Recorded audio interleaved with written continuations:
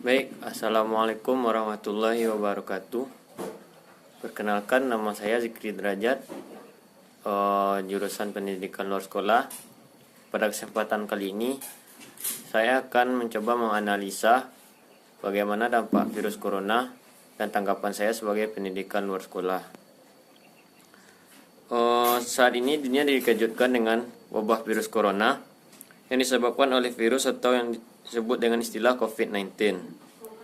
Virus yang disinyalir mewabah 31 Desember 2019 di kota Wuhan, Provinsi Hubei, Tiongkok, saat ini hampir menyeluruh ke seluruh dunia. Sehingga WHO menyatakan tanggal 11 Maret 2020 menetapkan bahwa wabah ini adalah sebagai pandemi global atau pandemi internasional secara luas. Ratusan ribu manusia terpapar virus ini di seluruh dunia. Bahkan puluhan ribu menjadi korban meninggal.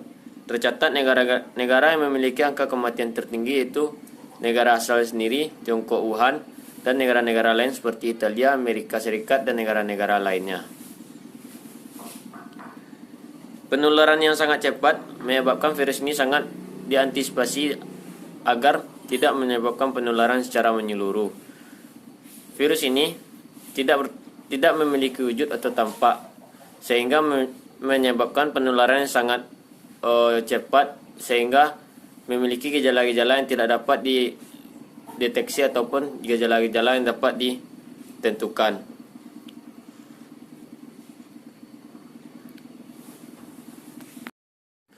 Penularan penyakit ini dapat ditularkan melalui mata, cairan maupun pegangan-pegangan ganggangan pintu. Dari virus ini dapat dinyatakan bahwa penyakit ini adalah penyakit atau virus yang sangat berbahaya, karena virus ini menyebabkan kekebalan tubuh atau imun tubuh menurun. Maka dari itu, sebagai orang yang tertular atau orang yang akan menularkan penyakit ini memiliki kewaspadaan atau kehati-hatian dalam berinteraksi. Sebab dari beberapa banyak kasus yang telah ditemukan, virus ini banyak menyebabkan kematian. Bukan kematian disebabkan oleh virus ini, melainkan kematian yang ditentukan atau dilalui oleh virus-virus ini sehingga kekebalan tubuh atau imun tubuh menurun. Virus ini dapat ditangani melalui atau dengan cara mencuci tangan setiap hari, menghindari kontak langsung dengan orang lain, atau melakukan kebersihan seperti membersihkan rumah-rumah atau tempat-tempat yang mungkin dapat menyebabkan virus ini tertular atau hinggap di sana dan menyebabkan penularan terhadap orang lain. Pada saat ini, pemerintah telah melakukan beberapa cara agar virus ini tidak dapat menular atau memberhentikan virus ini agar tidak menyebar luas. Salah satu di antaranya yaitu pada saat ini kita telah melaksanakan istilah yang disebut dengan PSBB, penetapan skala berskala besar. Pembatasan interaksi sosial masyarakat dapat mengacu pertumbuhan dan kemajuan dalam berbagai bidang kehidupan, namun tidak ada pilihan lain karena ini adalah cara paling efektif. Kebijakan social distancing atau kebijakan pembatasan ini berakibat fatal terhadap roda kehidupan manusia. Masalah ekonomi yang paling terasa dampaknya adalah karena pada saat ini pembatasan itu menyebabkan roda perputaran ekonomi semakin lambat atau bahkan tertutup, dikarenakan tidak adanya interaksi antara manusia yang melakukan proses jual beli atau perdagangan. Maka dari itu terhambatnya proses lajur ekonomi ini. Dalam wabah virus atau pandemi ini, virus ini tidak hanya mewabah ke kalangan atau sektor ekonomi, melainkan juga kepada sektor sosial, kesehatan, budaya, bahkan pendidikan.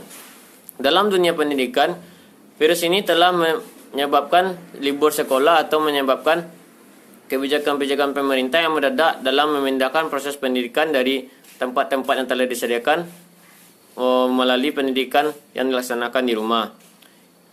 Dari kebijakan ini, pemerintah memiliki tujuan untuk agar sebuah pendidikan tidak menjadi sebuah ancaman atau sebuah musibah bagi setiap peserta didik yang akan tertular atau akan mengalami virus ini.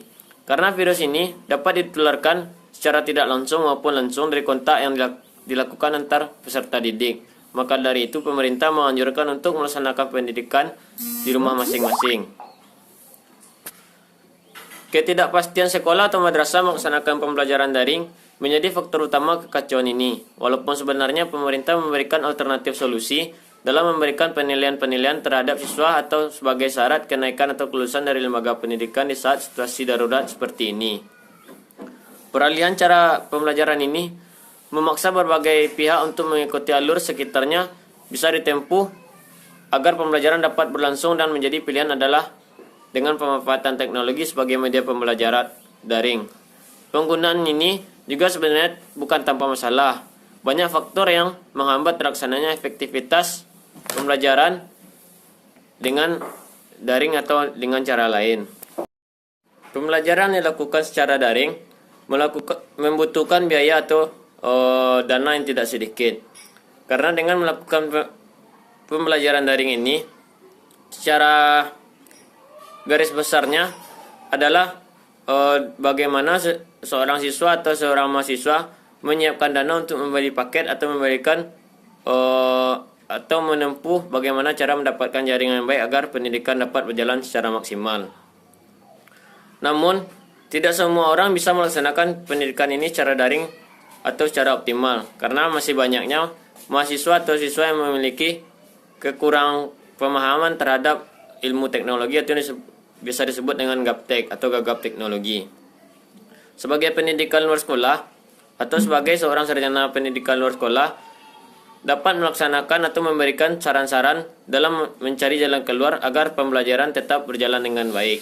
Misalnya, dalam menanggapi penguasaan teknologi yang masih rendah, harus diakui bahwa tidak semua guru melek teknologi, terutama guru-guru generasi yang lahir tahun 1980 ke bawah, yang pada masa lalu mereka penggunaan teknologi belum begitu masif.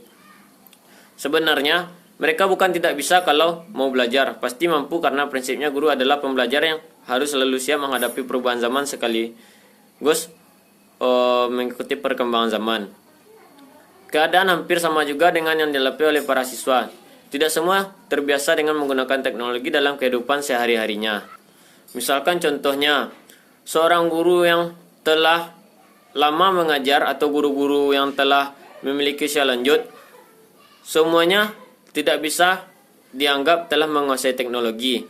Maka dari itu, pada saat ini, jalan keluarnya dari sebuah masalah gaptek ini adalah melakukan sosialisasi atau pembelajaran atau pemahaman bahwa teknologi ini harus dimanfaatkan sebaik-baiknya agar pembelajaran ini dapat berjalan dengan baik.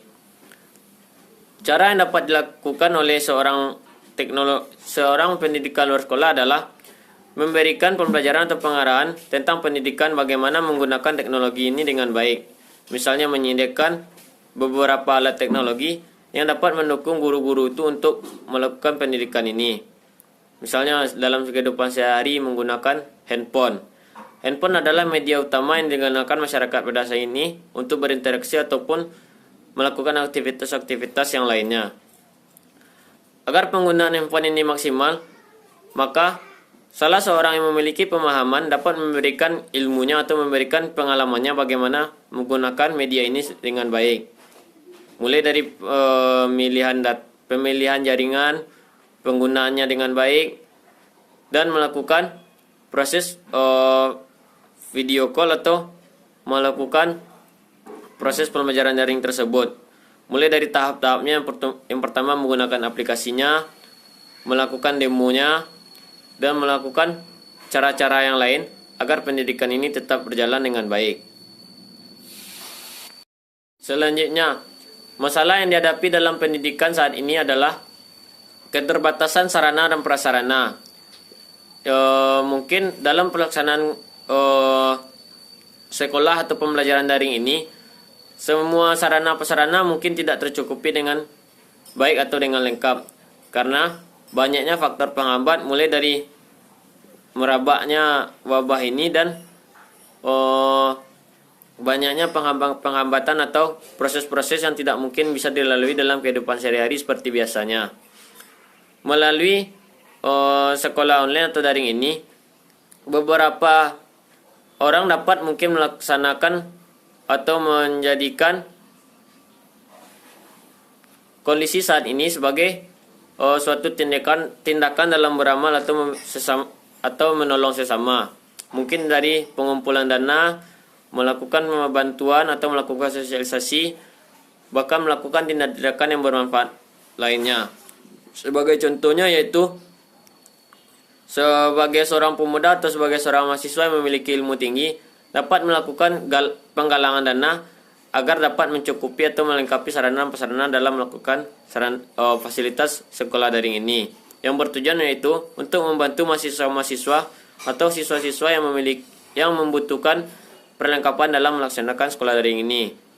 Yang pertama yaitu misalkan penggalangan dana untuk memberikan metode pembelajaran atau alat-alat bantu yang dipergunakan untuk belajar. Misalnya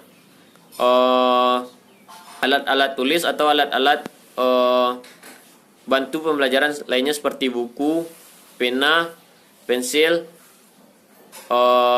gedung, dan sarana-prasarana lainnya yang mendukung untuk melaksanakan pendidikan. Dari berbagai macam masalah yang telah diterangkan dari masalah yang telah saya sebutkan tadi, yang terakhir yaitu masalah biaya. Masalah ini adalah masalah yang paling utama dalam menghadapi wabah virus ini. Karena tidak semua orang mampu dalam melaksanakan kuliah daring secara terus-menerus.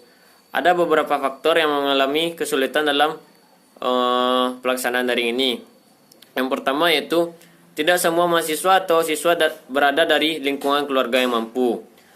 Juga tidak semua orang dapat menyanggupi atau bahkan melaksanakan pendidikan ini karena memakan atau membutuhkan biaya yang tidak sedikit, yaitu mulai dari harus menggunakan handphone dengan biaya yang tidak sedikit.